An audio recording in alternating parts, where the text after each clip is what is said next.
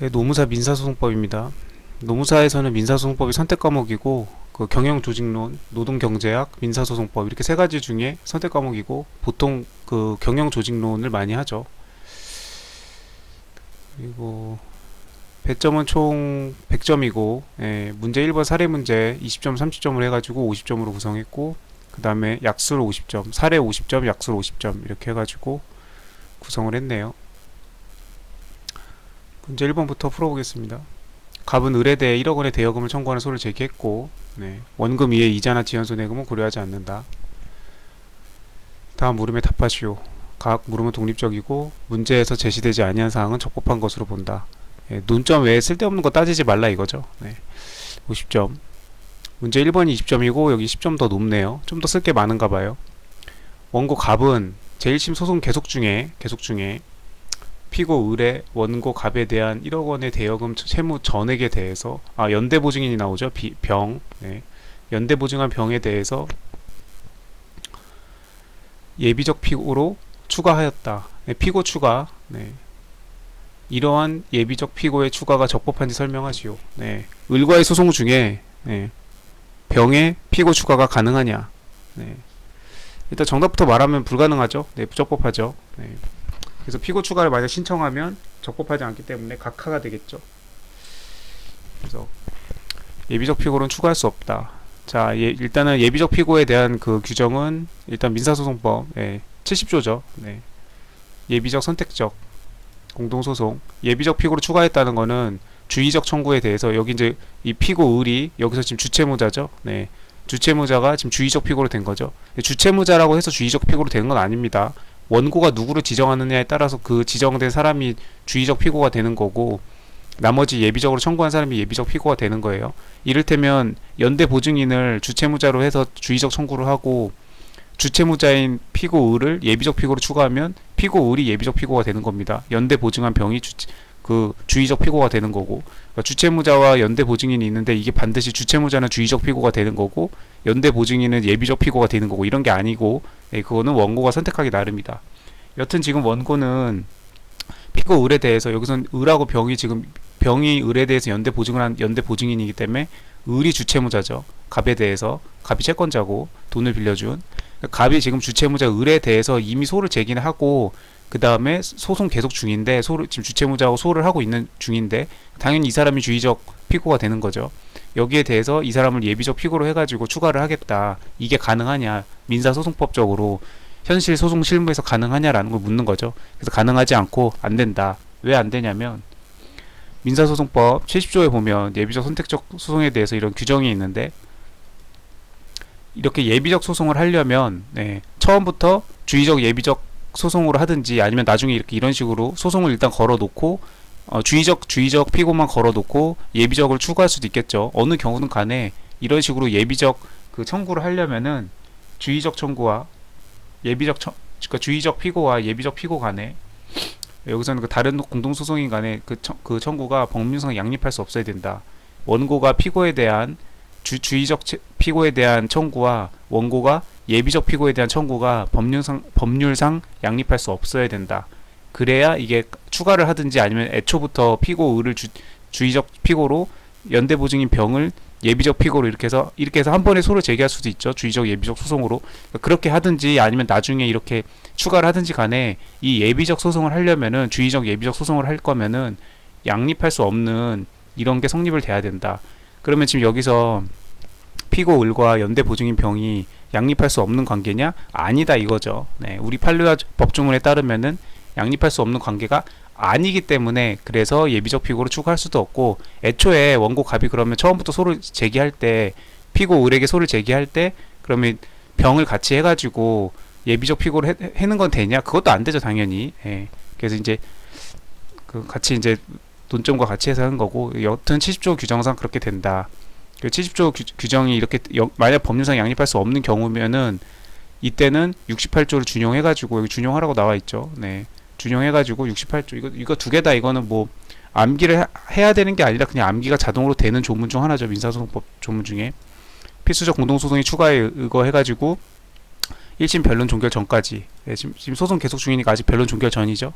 그러니까 이거에 대한 요건은 만족하지만 지금 이 성격상 예비적 소송의 성격상 지금 70조에 의거해서 법률상 양립할 수 없는 관계가 아니기 때문에 법률상 양립할 수 있기 때문에 피고 을과 연대보증인 병은 그래서 예비적 피고를 추가할 수도 없고 설령 원고 갑이 애초에 피고 을한테 소를 제기할 때 이 연대보증인 병을 예비적 피고로 해서 한 방에 소를 제기 최초부터 소를 제기하는 것도 그것도 안 된다. 예비적 소송 그 성격에 맞지 않아서 라는 점을 써주고 그래서 민사소송법 70조 68조가 당연히 언급이 돼야죠.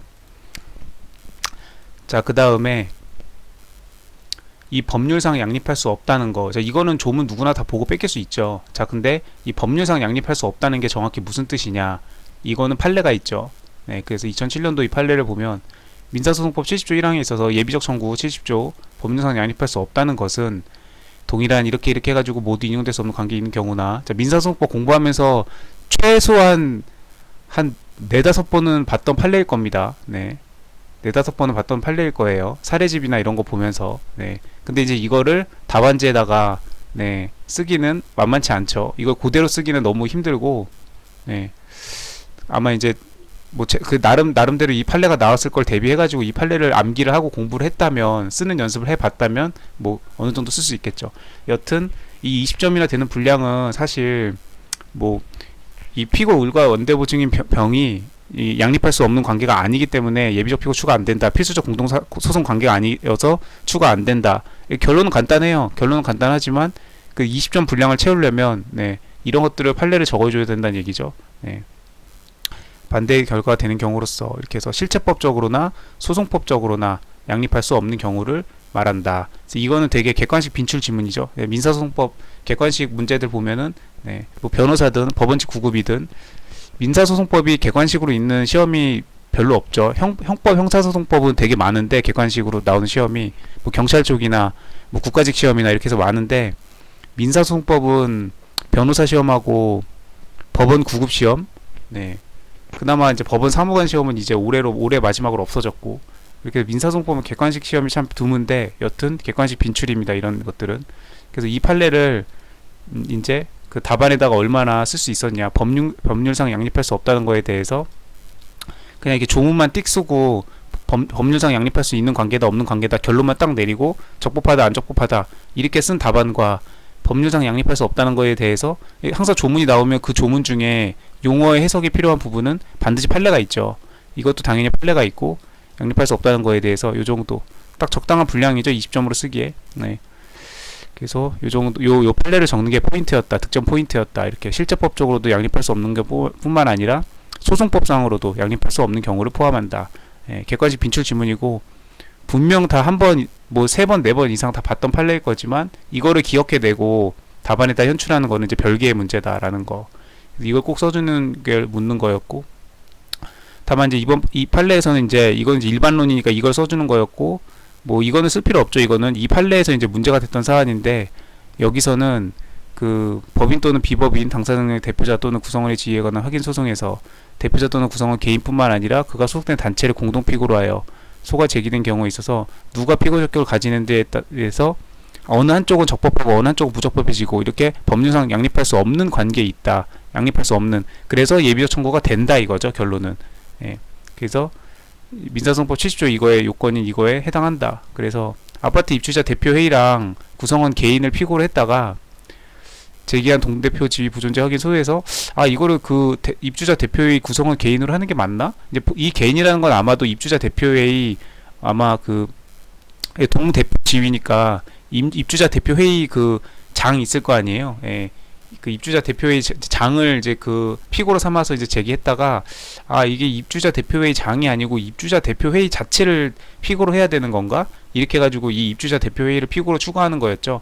그랬을 때 입주자 대표회의가 피고가 되든지 입주자 대표회의의 장이 피고가 되든지 이 둘 중에 하나만 피고가 될 수 있을 것이고 그렇기 때문에 이렇게 되는 거는 추가가 허용된다. 왜냐면 양립할 수 없는 관계니까 네가 되든지 둘 중 하나만 되지 너도 되고 이런 경우는 아니기 때문에 이때는 예비적 추가 허용이 되는 그런 사례였던 판례였던 거죠. 다만 이제 우리 지금 시험에서는 이거는 관련이 없으니까 네, 뭐 이런 거를 이제 부가적으로 이렇게 나 많이 알고 있다 이렇게 어필하고 싶어서 쓸 수 있으면은 뭐 써도 되는데 뭐 이 정도까지 기억이 날 정도면 정말 뭐 민사소송법의 대가죠 뭐. 네.